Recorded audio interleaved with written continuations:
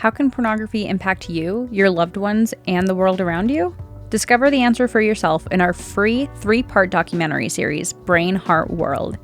In 3 30-minute episodes, this docu-series dives into how pornography impacts individuals, relationships, and society. With witty narration and colorful animation, this age-appropriate series shines a hopeful light on this heavy topic. In each episode, you'll hear from experts who share research on porn's harms, as well as true stories from people who have been impacted personally by pornography. Stream the full series for free, or purchase an affordable screening license at brainheartworld.org. An older guy who grew up, using a Playboy magazine where the novelty and shock and surprise wears off when you're done turning the pages, and you have to wait another month before you get anything novel. The stimulation and the level of conditioning can't even compare to what internet porn can do to a young person. And so these young guys that grew up, like myself, wired deeply to internet porn. I was watching compilation videos in high school where the clip changed every 2 seconds. I was seeing a drastic angle in the highlights of best parts of porn clips. And I'd watch that for, 10, 30 minutes to an hour. So I would see more naked people in 10 minutes in that session in 2005 than, our ancestors would see an entire lifetime. My name is Garrett Jonsson, and you're listening to Consider Before Consuming, a podcast by Fight the New Drug.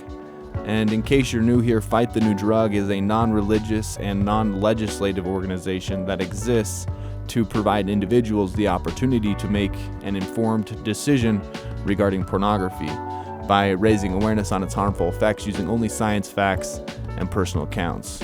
As we sit down with experts, influencers, activists, and people with personal accounts, we cover a wide variety of topics that may be triggering to some.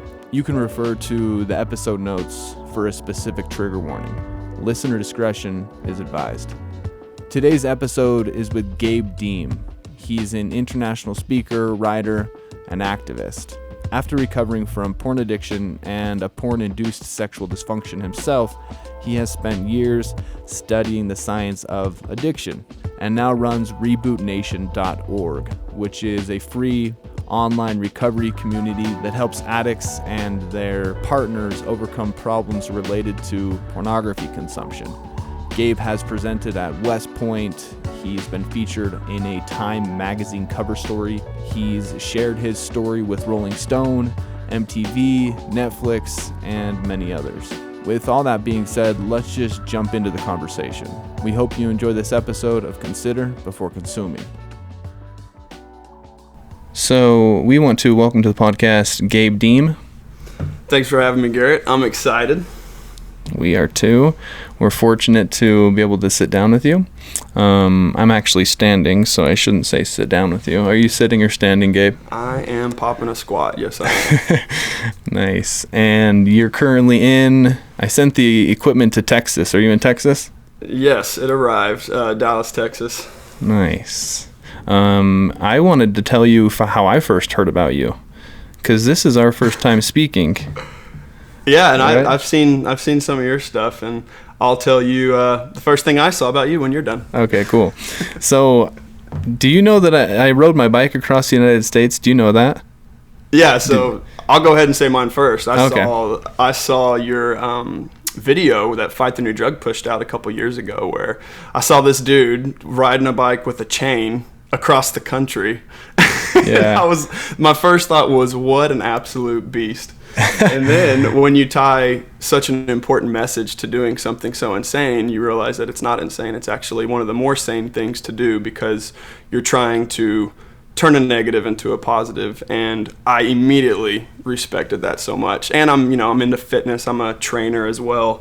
Oh, cool. And so just all around, I respected the way you used your message and how you decided to get it out there with, physical fitness and pushing yourself to the limit and pushing back against the darkness. And I just thought it was all freaking fantastic. So that's when I first heard about you. So cool. Well, thanks for the kind words and the encouragement. Well, the reason why I asked if you knew about the bike ride was because when I was flying out to Virginia to begin my ride in the airport, I saw it was like April of 2016, and I saw the Time magazine with Yes. the episode, like the cover story was on pornography and its harmful effects. And so I was like, oh my goodness, this is awesome. I'm coming out to ride my bike across to build awareness, and I see the Time magazine has a cover story, and then I buy it and I'm reading it, and your name was in there.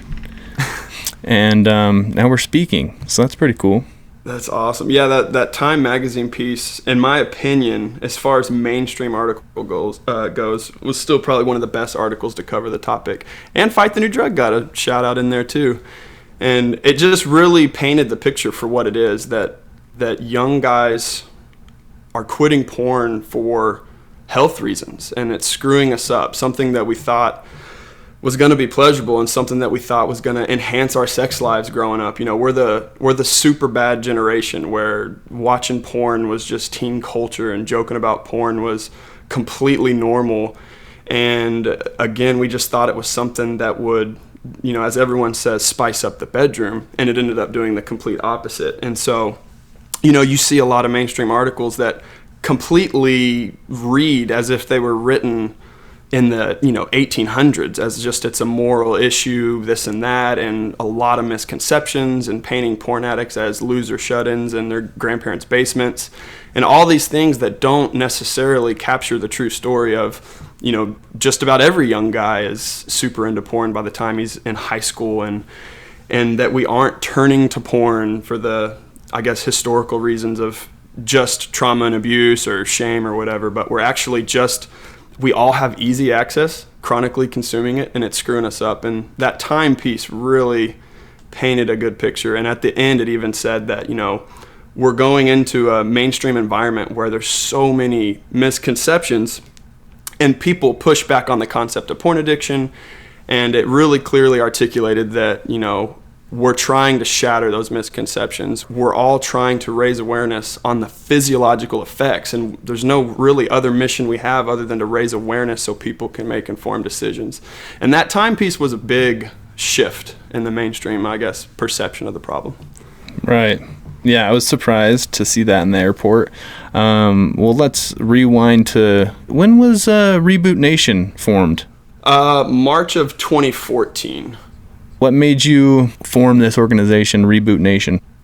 Yeah, so there's a couple things. There was a specific forum called yourbrainrebalance.com that was specifically focused on porn addiction and sexual dysfunction. But it was just the wild, wild west of recovery forums, right? There was, you know, little moderation. Guys were encouraging prostitute use and all sorts of stuff like that. And I guess the ethics were non-existent. There was no really oversight.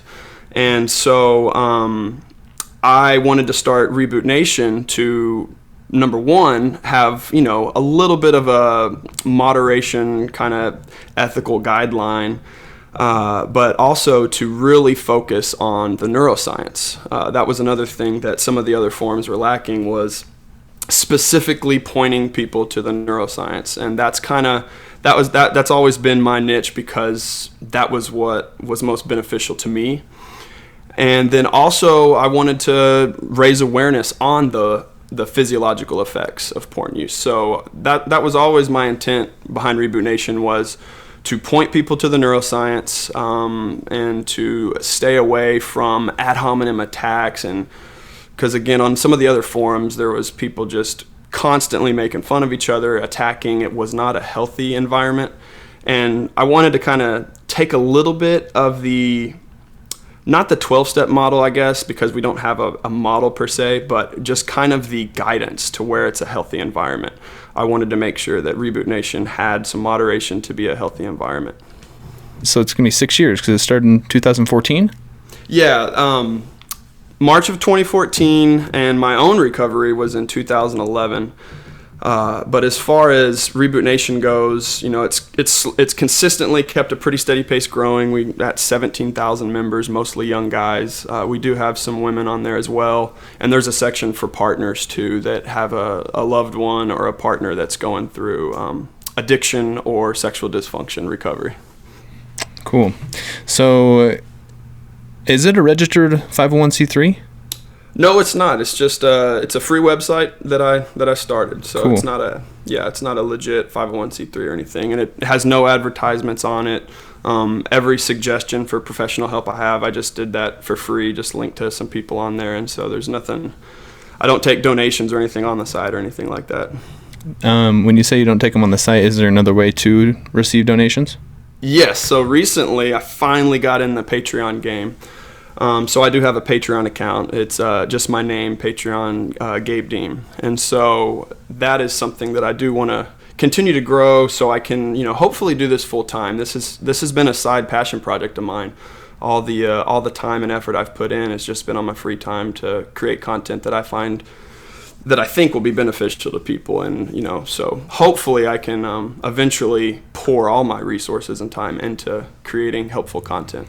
Cool. Well, we will link to your Patreon for our listeners that feel inclined to go and support you in that way. Can you explain to our listeners what is a reboot? Yeah, so a reboot is our term for porn recovery, and we use the word reboot so you can envision your brain kind of like rebooting a computer, wiping it clean.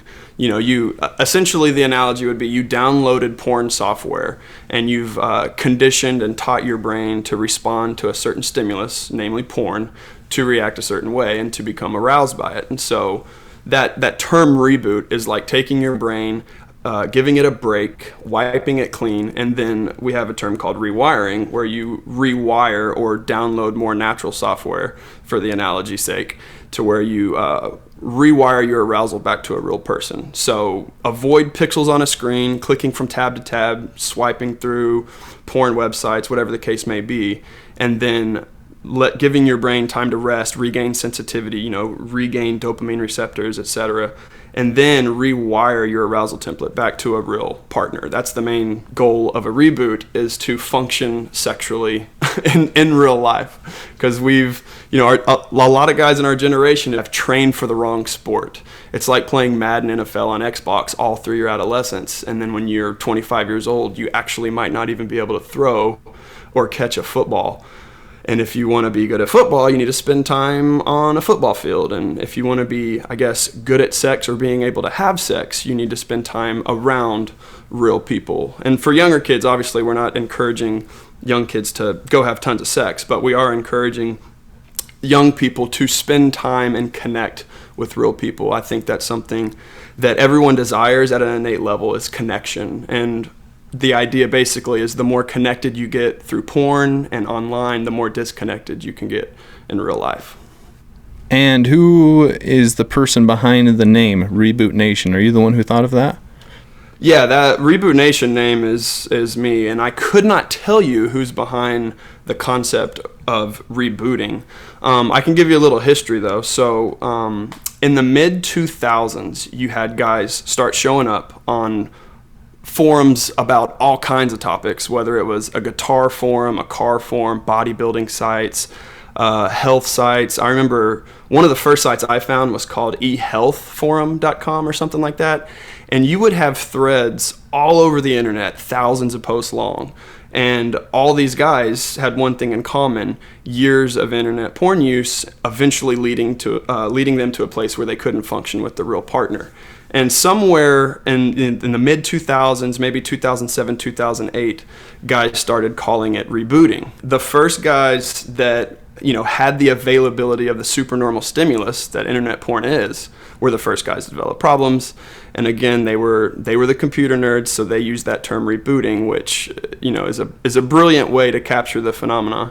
And all of these reboot-focused forums continued to grow as Neuroscience came out, and as the young guys who grew up on this content were getting screwed up by the thousands. And so now, just English speaking forums alone, there's over 1 million guys trying to recover. And then you have forums in China with, one forum I think has over 3 million members. And so this is a worldwide problem. And the first generation to grow up with unlimited access to porn has realized it had the opposite effect that they thought it would. They thought it would lead to more pleasure, but as I found out in my case, it ended up taking my ability to experience pleasure away. So yeah, I read a quote from you that said that you were told that porn would be a sex positive thing, but ended up being completely sex negative. Can you talk to that a little bit about your experience? Yeah, so, the concept of porn addiction, a lot of people think, okay, if you're a porn addict, you're probably running away from trauma, shame, and you're easing the pain. But addiction specialists have, over the last decade, found out that there's a new type of addict, and some of them have called this opportunity addiction. Paula Hall, a therapist in the UK, she's a brilliant therapist, and she often calls this opportunity addiction. And there's two groups of porn addicts, and I would be in the second group. I would be in the pleasure pursuing group. So you have one group that might be easing pain and seeking relief, and you have another group that, as a child, they were just pursuing pleasure. They were a horny kid trying to bust nuts to pixels on a screen, and over years of doing that, they conditioned their brain to only respond to that certain stimulus. And so that would be me. I never turned to porn because I couldn't get real life sex. Long story short, I never felt like I couldn't have a real life partner. And I also became sexually active at 14. So right when my internet porn use was really taken off, which started around the age of 12, I was sexually active. And through high school and college, I was watching porn and having sex. So again, like growing up, I thought, I was watching this one show when I was a kid on like late night at HBO Skinamax or whatever, and they had this, it was called the Sunday Night Sex Show, I think. Her name was Sue Johansson, and she always talked about how, novelty will spice up the bedroom, and what better thing to turn to for novelty than internet porn. And she often recommended internet porn to couples that would call in. This was like midnight. My parents thought I was asleep, and I'd sneak on the TV and be watching this when I was like 10 years old. And so, from a young age, I thought porn would spice up the bedroom. So I thought it was awesome. I thought it was pleasurable, which it was. Growing up as a teenager, it was pleasurable. It was awesome in my teenage mind. I was completely unaware of the potential negative effects that it could cause. And so going into college, I was experiencing negative effects, but I had no clue at the time what to attribute them to, or that they were even that severe. I just thought that was a part of me. Like, for instance, my refractory period, the time it takes a guy to get another erection after he ejaculates, started increasing. So, like, for instance, I was a healthy 18-year-old guy, but I would need like an hour before I could have sex again. And that was abnormal, but, I just thought, okay, that's just how I am. It wasn't until many years later that I can attribute that to my porn use, and it all makes perfect sense in hindsight. But it wasn't until I was 23 that I really hit rock bottom. I went to have sex with a gorgeous girl I was extremely attracted to, in love with. Everything was great.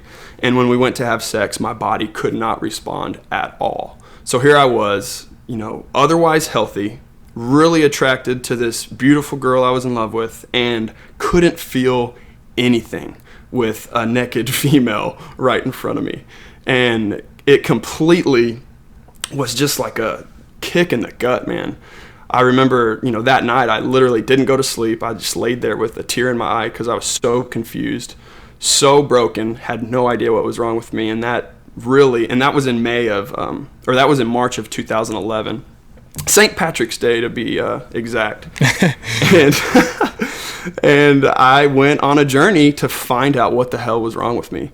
And I Googled and Googled and Googled and read articles and listened to experts and listened to podcasts. And I honestly spent 2 months just researching everything I could about sexual function and what could possibly be wrong. And for the most part, all I saw was performance anxiety.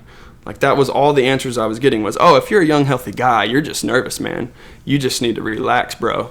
And I was like, that is not the problem. Like, I was not that nervous. I've been sexually active for 9 years. I know how my body feels, and I know what I should be feeling right now, and I know I was attracted to her, and so I knew that wasn't the problem.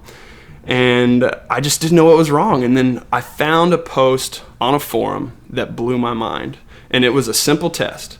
It said, see if you can masturbate without porn. And I remember reading that sentence, see if you can masturbate without porn. And I was like, oh my gosh, like, I haven't tried to masturbate without porn in a decade. because I had porn on my laptop. I had porn on my Sony PlayStation Portable, which for the boomers that are listening, that's like a Game Boy.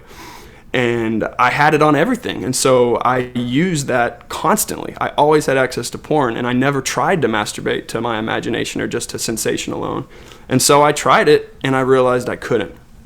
No matter what I fantasized about, no matter what I did to myself to try and achieve an erection, I couldn't function at all. And that's important to point out a couple different things right here, because if you cannot masturbate without porn, then that rules out performance anxiety, because it was just me and my hand on a nice relaxing Sunday afternoon. I'm not nervous about what my palm thinks of my penis.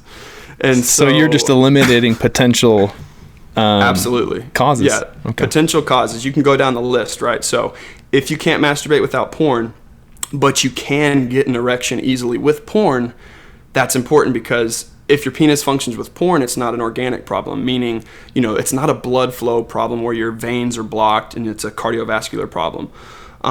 So my penis did function, but only with a specific stimulus that I had taught my brain to respond to. Like Pavlov's dog that salivates when you ring a bell, my arousal template in the brain only responded when I would type in my favorite porn website, or when I'd open my laptop. I would immediately start to get aroused. But when presented with a real naked female right in front of me that I found drop dead gorgeous, it was like an alien experience. There was no arousal. I literally trained my brain for that wrong sport. I wired my brain and conditioned it deeply all through my adolescence to need that specific stimulus, that constant clicking from tab to tab, that compilation video where there's a new shocking image every 2 seconds, pounding my reward circuit with dopamine blast after dopamine blast, keeping arousal high. A real potential partner, no matter how drop dead sexy she was, couldn't compare to that unending novelty and shock and surprise that internet porn gave me. And so it couldn't have been more clear at that moment. This was May 17th, 2011. I broke down in the shower, sobbing in the fetal position, and my whole life flashed before my eyes. Like, I realized, I looked back on that, increased refractory period when I was 18, that low libido that I had in college for real partners, yet I was always horny and craving porn and pixels on a screen. Like, everything started to make sense. Why I escalated into shocking genres of porn that made me go, what the hell did I just watch, when I was done after wiping myself off with napkins in a dark corner in the room. Like, everything started to make sense, and it couldn't be any more clear that I trained my brain to need porn to function. Wow. Thanks for sharing all that. It's great info. It's a great experience to learn from. Can you talk to, you gave the example of the Pavlov's dog and the bell. Can you talk to that a little bit more? Yeah, so the brain learns by strengthening synapses. There's a term called long-term potentiation and long-term depression. And basically what that means is nerve cells that fire together wire together, and nerve cells that fire apart wires then depart. So the behaviors that you engage in actually form neurological pathways in your brain's reward circuit. And with Pavlov's dog, the researcher, for those that aren't familiar with the experiment, it's a really awesome experiment. This researcher would ring a bell and then give his dog food. And all animal owners or pet owners know that there's something you do or something you say that your dog will start freaking out. It'll start huffing and puffing and wagging its tail and, running in circles. For me, one of the things that drives my dog crazy is just the jingling of my car keys. Because especially lately with quarantine, it's like we're going on walks at the park. And so I'll drive my car to the park. And every time I grab my keys now, the last 3 months, my dog has been conditioned to know that car keys mean, okay, we're probably going to the park. And so as soon as I grab those keys, my dog starts freaking out. And that's what Pavlov did with his dog. He would ring a bell when he gave it food. And so every time he'd ring the bell, his dog actually started to salivate when he simply heard the bell. So he conditioned that cue. Scientists would call that a cue, something that reminds you of the reward. So he conditioned the bell to the reward of food. And with porn addiction, you condition your arousal template to everything associated with your porn use, whether that's a specific genre, whether that's a specific website or a porn star's name, or maybe just your device, seeing your device in the corner of your room, whatever. Any cue like that now makes you crave porn and not a real person, because you're not training yourself to have sex with your partner. You're training yourself to seek that dopamine hit from your device, whether it's your smartphone or your laptop. And so if you want to use the Pavlov's dog analogy, guys and female addicts too are getting trained to salivate, or we could say get excited to pixels on a screen and not a real person. What Pavlov did that was really interesting, and this is, I think, the most important part of the study, is he unconditioned his dog to the bell. So a lot of people mention the first part, but they leave off the second part of the study. What he did was he kept ringing the bell, and he would stop giving his dog food. And what that showed is, over time, his dog stopped salivating when he heard the bell. So that second part of nerve cells that fire together, wire together, is nerve cells that fire apart, wires depart. So what he did was he departed the neural connection by ringing the bell and not enforcing the reward with positive reinforcement. So eventually his dog learned that when he hears a bell, nothing good's going to happen. And in terms of porn addiction recovery, that gives a lot of hope, because you can avoid reinforcing that reward pathway in your brain, the neurological pathway for porn. You can actually avoid reinforcing that and rewire it back to a real partner. And so that's what guys are doing when they reboot. There's two processes. There's the rebooting, where you regain sensitivity, and scientists have shown that when you avoid intense stimulation, your brain can grow more dopamine receptors, and dopamine can lead to motivation, and in terms of porn addiction recovery, can cause more stimulation during sex. You can feel more pleasure, essentially. So once you regain the sensitivity, then you can rewire and form new, healthy neurological pathways back to a real partner. So really there's two steps. And if you have severe porn-induced erectile dysfunction, for instance, there's two steps. You can regain sensitivity and then rewire back to whatever it is you want to rewire to. And in my case, it was, making love with my partner. That's really cool.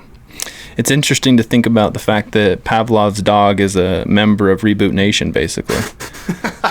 Founding father. Founding father of Reboot Nation. There we go. Founding canine. That's true. Cool. Well, that was great stuff, man. Yeah, I feel like the neuroscience is beneficial when you know what to do. A lot of guys ask me in recovery, like, okay, what do I need to avoid? Can I swipe Instagram and look at booty pictures? Can I do this? Can I get on Snapchat? Can I do this? But when you really understand the neuroscience, and you understand that anything arousing on pixels on a screen, anything that mimics your porn addiction behavior, can potentially be a problem. And I think when you start with that foundation from a simple, basic neuroscience understanding, it can give you some answers in all areas of porn addiction recovery, and lead you in the right direction to where you know what you need to do to recover. Can you speak to what is a supernormal stimulus? Yeah, so the concept of supernormal stimuli comes from a dude named Nicholas Tinbergen. He found out that you can trick animals, birds specifically, to take care of large, fake, colorful eggs, and they'll abandon their real eggs, their real offspring.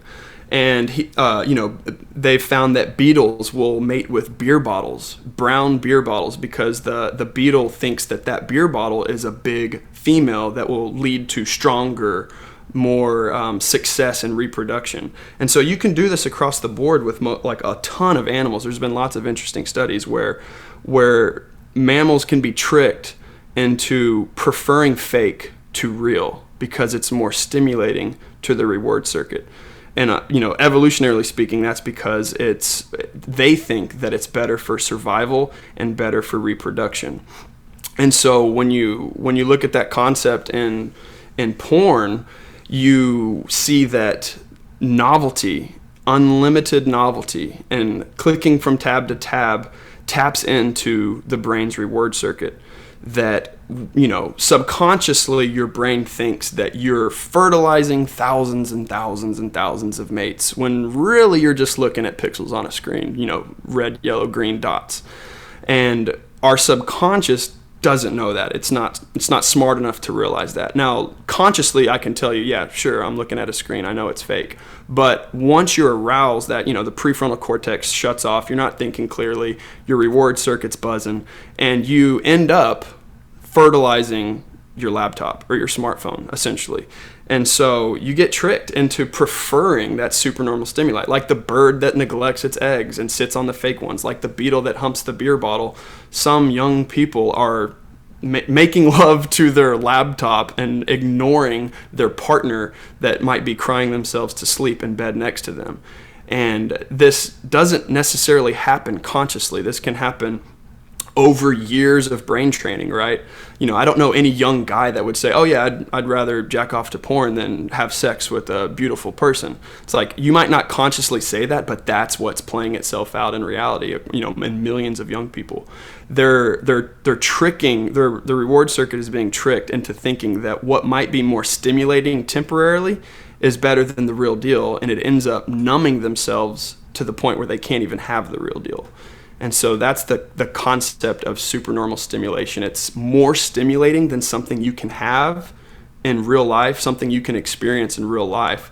So it might be more pleasurable temporarily, but long term it can have the complete opposite effect of leading you to that place, like I said, where I couldn't even experience sexual pleasure without it. Makes sense. I was looking at your Instagram earlier, and one of the things that stood out to me in your bio is the hashtag people over pixels. I like that. Mm-hmm. I think that's what you're explaining is like, let's choose people over pixels. Yeah, it's again, like, it's not just like, sometimes I talk about social media and video games too. My main focus is on porn, obviously, but just the whole concept of the more connected you get online, the more disconnected you can get in real life. And I think anybody that's heavily into technology understands this or have experienced it at some level or another.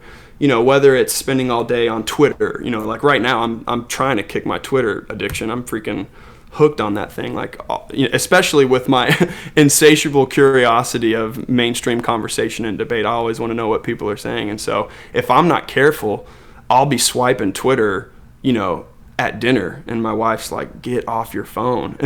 And then I feel like, oh my gosh, like, here I am, I talk about staying off of pixels and I'm still struggling with it. And it's just that whole concept. Like, I think as a culture, we know that technology's great. It's a tool. You can use it for good. Like what we're doing right now, we're talking over the internet on mics, and it's brilliant if you can use something for good. But we need that education of potential negative effects, and the fact that it can be so stimulating. It can be so awesome. You know, when you're talking to teens, you gotta acknowledge the fact that yes, it can be really pleasurable, but here's the deal. It can take from you that pleasurable experience in the real world. And that's what we are all after. You know, I don't think there's anyone on their deathbed that will say, you know what, man, I wish I would have watched more porn in my life. It's like, no one will ever say that. What they will say on their deathbed is, I wish I would have loved my partner more. I wish I would have connected with my friends and family more. And so we might be chasing likes and swipes and followers on social media, but if we don't realize that at the end of our life, that's going to lead to just complete emptiness when you didn't make any real life connections, then there's going to be a lot of people hurting. And I know it because I was there. I was that person that was, you know, suicidal and depressed during my recovery, where I was just so broken that I got so connected to this technology that I was neglecting the people that loved me most. One of my favorite quotes that I like to say is, there's no amount of porn that can ever love you back. So for the people that are chasing connection, that are, you know, turning to porn for a lack of intimacy, I can guarantee you that you'll never feel intimate, and you'll never will feel connected if you're turning to pixels on a screen. It'll never give you what you are chasing after. It'll only rob you of that thing. It'll only rob you of the experience that you're actually chasing after, to the point where you'll feel more broken and alone if you're turning to porn to make up for some pain, to ease some pain, to maybe turn away from some trauma and abuse. porn will only enhance that. You'll feel more abused. You'll feel more, lonely. And if you're turning to it for pleasure, you'll feel desensitized and you'll feel numbed. So it won't give you what you're pursuing. It'll actually enhance and increase the negatives. At least in my experience, it did, and millions of other young people. Thanks for sharing that. One thing that stood out, Gabe, is when you mentioned the fact that you were suicidal during a portion of your recovery. Mm-hmm. That's some heavy stuff. And I don't know how much you want to talk to that, but I was wondering if you would talk to that a little bit more, because if someone goes to your Instagram or listens to this conversation, they get this great vibe from you, so much energy, so much positivity, so much knowledge. And then if they go to your Instagram, it's like, man, this guy has it together. So it's challenging to imagine you having suicide ideation. If you feel comfortable talking to that a little bit more, I think some of our listeners, and myself included, would appreciate that. Yeah. First of all, I mean, Instagram's a highlight tape, right? I mean, I guess I should probably do more of that now that you point that out. I can definitely and am willing to share some more of my darker moments on social media. And maybe that's something everyone could do. Maybe that's the problem with social media, is that it's a highlight tape and it increases anxieties and loneliness and discontentment in everyone that's scrolling the highlight reel of everybody else's life while not sharing the nitty-gritty ugly days that everyone has. Because I certainly have them. And back in my recovery was definitely my recovery was the worst season of my life. I mean, straight up, absolutely terrible. Like I said, from that first night where I felt broken and couldn't sleep, it didn't stop for several months. I went into withdrawal, which for behavioral addictions, a lot of people think you only have withdrawal with substances, but all addictions share similar brain changes.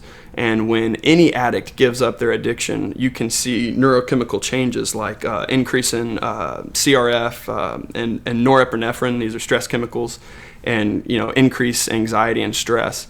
And you can also see a decrease in dopamine, which can lead to low motivation and feeling in the pits. And so I definitely experienced that, where I was irritable, I was anxious. I am typically, I try to be a laid-back, chill dude, but during my recovery, I definitely was just not myself. I had trouble sleeping, battled with, borderline insomnia some nights where I just could not sleep. I had a panic attack at work one day where I literally just ran out in the alley. It's a funny story, actually. I worked in a factory temporarily for a couple months, and I was counting nuts and bolts. And I literally thought, man, my nuts and bolts don't work right now. And I just had that funny thought, and then after giggling for a second, I broke down and started crying, and I ran out into the alley, and I remember I found this cardboard box by the dumpster, and I just destroyed it, just kicked it, and then I ended up just crying out in the alley. 23-year-old man, thought I was tough stuff, and here I am bawling my eyes out because my dick's broken. And it was a humbling couple months, that's for sure. And one of the biggest things that really just broke my heart was I was in love with someone that I wanted to have sex with, and I could not do it. And not only that, I was lying to her. The first couple months, I wasn't telling her what the problem was. I was too embarrassed, too ashamed to say, hey, I know I'm trying for sex, which is really confusing because every time I try, I then say, no, we should wait, because I realized my penis wasn't getting. And so I was just confusing the hell out of her. And that was, exacerbating the stress to where here I am lying to someone I love. I don't know if I'm going to recover. At the time, back in 2011, we thought most people were going to recover within the first couple months, 2 months. 6 to 8 weeks was kind of what we were seeing on average. But again, that was those older guys that didn't grow up on internet porn. So in the early 2010s, you saw a change in the reboot community. You started seeing younger guys take longer than older guys, which was just mind-blowing, because you're no way, no way a teenager is going to take longer to recover than a 55-year-old man. That's just completely backwards of what you'd expect. But Science came out about the adolescent brain. Neuroscience on sexual conditioning came out that actually made a lot of sense, that young people in their most malleable years of their brain, where it's really changeable, really moldable, and you have billions of new neurons grow when you're 11, 12, 13 years old, this drastic neuronal growth right around the time our generation was chronically consuming internet porn. So those most moldable years where your brain's vulnerable to addiction and sexual conditioning, that's when kids start clicking the tabs. That's when kids start watching the hardcore porn, the violent porn, the abusive, misogynistic porn, and they're wiring that into their arousal template in the most vulnerable age of development. And that creates, in simple terms, a Grand Canyon neurological path in the brain that an older guy who grew up using a Playboy magazine where the novelty and shock and surprise wears off when you're done turning the pages and you have to wait another month before you get anything novel. The stimulation and the level of conditioning can't even compare to what internet porn can do to a young person. And so these young guys that grew up, like myself, wired deeply to internet porn. I was watching compilation videos in high school where the clip changed every 2 seconds. I was seeing a drastic angle in the highlights of best parts of porn clips. And I'd watch that for, 10, 30 minutes to an hour. So I would see more naked people in 10 minutes in that session in 2005 than, our ancestors would see an entire lifetime. And that creates this huge conditioning that's really hard to unwire, that led to younger people taking longer than older people. So fast forward to me in recovery, I didn't know that was a thing. So here I am past 8 weeks in recovery and I'm still not seeing any signs of improvement. And so that led to even more despair where, I at one point I thought about 9 or 10 weeks in recovery, I wasn't sure. I thought I'd never recover. I thought, I screwed myself up because I lacked education on potential negative effects. And so I'd sit there just sobbing, thinking that I'd be broken forever. And that's when I guess suicidal ideation crept in, because my identity had just been completely turned on its head. I was this socially confident, sexually experienced guy that was in love with the girl of my dreams. And I was sexually broken, unconfident, and felt like I was completely worthless and would never function again. And I tried to hide it. I tried to maintain that smiling face whenever I hung out with people, always tried to be outgoing and friendly. But man, I remember my 24th birthday, towards the end of my recovery, I just cried when they were singing happy birthday. And it wasn't because I was happy. It was because I was extremely sad and pretending to be happy.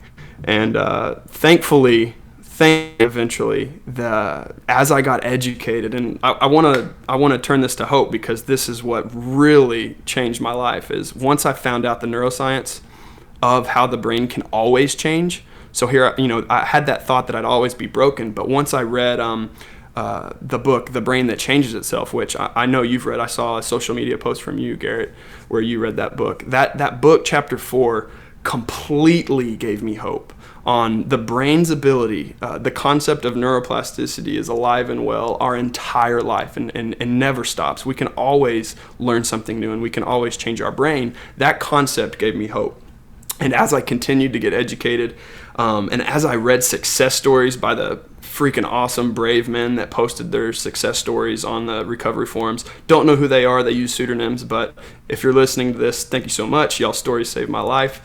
That research, their success stories, the hope gave me, passion to not only help other people, but eventually led me out of the tunnel that I was in, that it provided me with that light at the end of the tunnel. And I eventually got out and realized, oh my God, like if I felt like that, if I was in the pits and I knew that there's so many other young people out there in the same position, like you said, that might be suicidal, or that might be depressed, or that might be a partner of someone that's going through this, and they feel like it has to do with them and they're depressed and they don't know what the answers are or why their partner's not becoming aroused to them. Like there's so much hurt and collateral damage, and no one was getting the information. I shouldn't say no one, because there was awesome organizations like Fight the New Drug doing it, but I just saw like they needed information, and they needed other people to continue to come alongside great organizations like y'all's and keep raising awareness. And so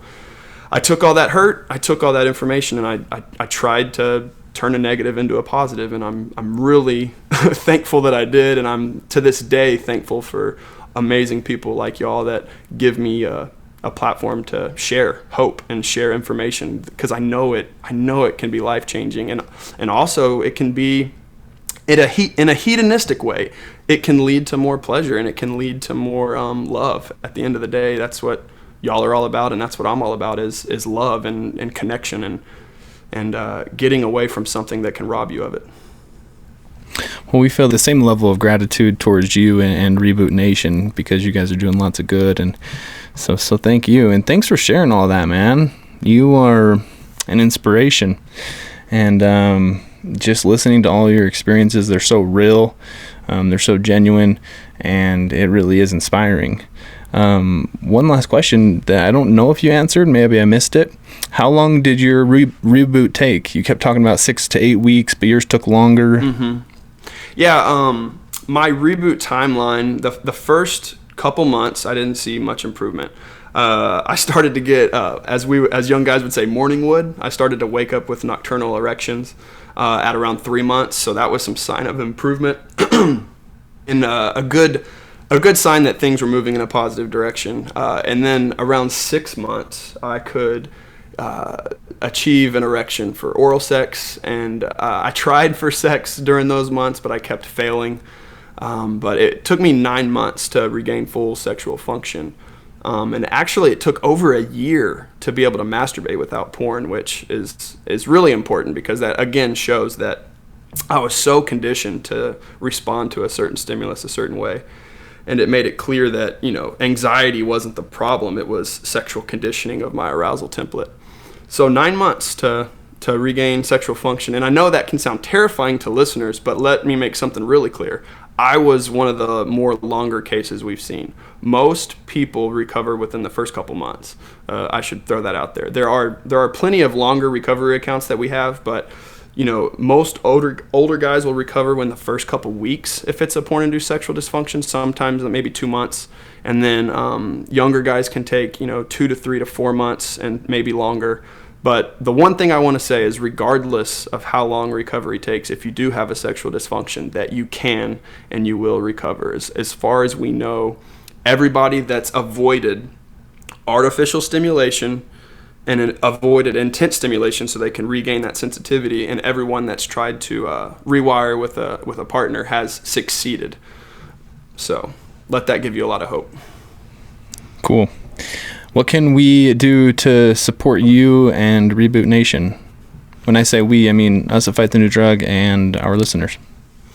I just would love for y'all to point people to my content. Like I said, all my YouTube videos. So the Reboot Nation on YouTube. I have several informational advice videos on there. I try to keep everything just really straight to the point and practical, while at the same time keeping some science behind it. So I'm not just spouting some bro science at you. But so yeah, some of the recovery videos are very helpful, as far as I personally believe they are, because it's the same information that helped me. So pointing people to that, man, it's free content that can be really helpful. And then my Patreon page, if anyone has an extra $1 or $2 that would want to buy me a coffee, I'd love to make more content and even work with y'all more in the future and help y'all on some of y'all's projects. Anything we can do to further the mission, and raise awareness. We would like for you to make more content too, because it's always good stuff. So thanks for that. And I hope I'll say one more thing. If anyone's interested in the mainstream debate too, I'm really active on Twitter. I follow y'all on Twitter, and I always try to stay up to date on the conversation and tweet out arguments and respond to articles. So if y'all read articles that might be dismissing the whole idea of porn having any negative effects, your boy's probably tweeted something about it. So if you want to follow me on there, that'd be great too. Yeah, for sure. We'll make sure to link to your Twitter, Instagram, to your YouTube, and also to your Patreon and your website. Awesome. Anything I'm missing? No, I don't think so. I just want everyone to know that if connection, sexual pleasure, and a good time is what you're seeking, pixels on a screen can end up leading you in the complete opposite direction. That actually led me to one more, like, I have some curiosity now, one more question I was about to finish, but are you glad that you had to go through that, looking back now? We talk about turning a negative into a positive. You're stronger today because of the things you've had to go through. Well, I like to say that moments of bliss are not free. Like, I just, the question is, do you feel like are you grateful for the challenge you had? Yeah, I guess I'd have to think about the words to use really deeply, but I definitely would say I'm grateful for the hell that I went through. There's a quote: lessons not learned in blood are easily forgotten. And I don't know. I mean, my kind of fear that I just hypothetically think about is, would I even have been on that anywhere close to the same mission now if I never hit rock bottom? And I'm afraid to say I probably wouldn't have. And so I am thankful that I got that kick in the gut and that I went down that horrible path, because I just think I needed it. I was young, arrogant, selfish, and I was blind to how I was treating my partners, how I viewed my partners. I've always, loved and respected the other sex, but I had a cognitive dissonance, if you will, of the objectification that I was doing and how I was using and, manipulating partners in the past to do things that I saw in porn, whether that's consciously or subconsciously. I don't even know. Porn is such a normal thing now in culture that so many young people are, and studies are showing this, so many young people are now doing things that they're learning from porn in the real bedroom, whether that's choking, whether that's anal sex, whatever. Everyone knows what I'm talking about, but the impact porn's having definitely happened to me in my relationships in the past, and it screwed a lot of relationships up, and it screwed me up, and like I said, it has a collateral impact, and I'm so thankful that I hit rock bottom, and I'm thankful for having the ability to speak out on a platform like this and on just the internet in general. Here's something that just blows my mind. It's so crazy that I use the internet to learn and to read success stories when, internet porn is what caused my problem. So again, it all goes back to that using tool. The same tool. Exactly. I tweeted out a month ago, like, you can use social media as a tool, or you can be a tool on social media. It's like, that's a great tweet. You can use this technology that we have. Social media, like, it's so awesome that you can connect with loved ones and you can FaceTime your family members from around the world. And man, we've seen that most clearly during the pandemic where everyone's locked down, but you can still have video face chat and Zoom calls with your friends and family and coworkers and whatever. It's like, it's such a beautiful thing, but it also has the potential to destroy. And you need to know the negative effects. Young people need to know the negative effects because they're growing up in this digital world, and they need to know how to steer themselves and to navigate it to healthy adulthood and healthy relationships. And so the work y'all are doing and the work I want to keep doing is doing just that, man, raising awareness so people can make informed decisions. Yeah, for sure. Dude, we didn't even get a chance to talk about you going onto the Chelsea Handler show. Oh, that was awesome. Yeah. What's better than a mainstream comedian talking about porn addiction and porn problems? And there's so many big names now that they've experienced themselves, right? This is so prevalent in society where so many mainstream people now are speaking up about it. I know y'all spoke with Lamar Odom, and you got Chris Rock making jokes on Netflix specials that he had to watch crazy content to be aroused. And my goal is that the potential negative effects of porn will be common knowledge so people can steer for real intimacy and connection. Love is amazing, and I hope everyone can experience it. And again, it won't be found through pixels on a screen. So, well, it was great talking to you, Gabe, and let's stay in touch. Yeah, for sure, Garrett. Thanks for having me. Hey listeners, you're invited to the club. Fighter Club, that is. If you're looking for a way to become a more active part of this movement, consider joining Fighter Club. For as little as $10 a month, you can create a real impact by supporting our efforts to educate and raise awareness on the harms of porn. Plus, by joining, you can get insider info, 30% off all Fight the New Drugs conversation starting gear, access to our secret store, and an exclusive Fighter Club kit sent to you when you sign up. Join Fighter Club today at ftnd.org/FC. That's ftnd.org/FC. See you in the club. Thanks for joining us on this episode of Consider Before Consuming. Consider Before Consuming is brought to you by Fight the New Drug. Fight the New Drug is a non-religious and non-legislative organization that exists to provide individuals the opportunity to make an informed decision regarding pornography by raising awareness on its harmful effects using only science, facts, and personal accounts. If you'd like to learn more about today's guest and the conversation we had, you can check out the links attached to this episode. Again, big thanks to you for listening to this conversation. As you go about your day, we invite you to increase your self-awareness, look both ways, check your blind spots, and consider before consuming.